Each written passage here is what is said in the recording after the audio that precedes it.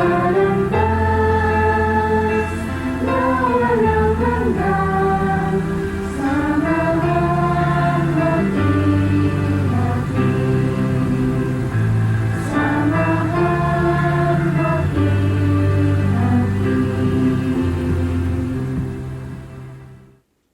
Roma 12:1-3.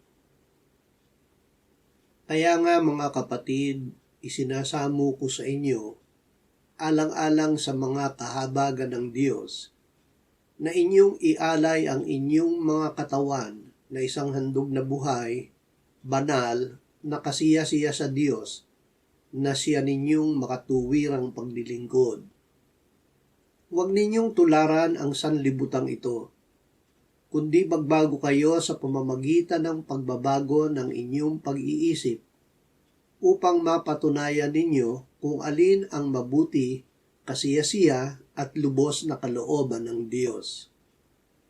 Sapagkat sinasabi ko, sa pamamagitan ng biyaya na ibinigay sa akin, na ang bawat isa sa inyo ay huwag mag-isip sa kanyang sarili nang higit kaysa nararapat niyang isipin, kundi mag-isip ng may katinuan ayon sa sukat ng pananampalataya na ipinamahagi ng Diyos sa bawat isa. Ang pananampalatayang bigay ng Diyos.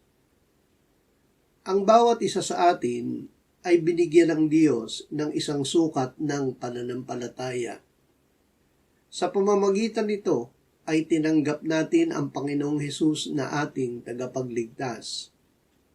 Ang lahat ng tumanggap sa Kanya na sumasampalataya sa Kanyang pangalan ay Kanyang pinagkalooban ng karapatan na maging mga anak ng Diyos, na ipinanganak hindi sa dugo o sa kalooban ng laman o sa kalooban ng tao, kundi ng Diyos.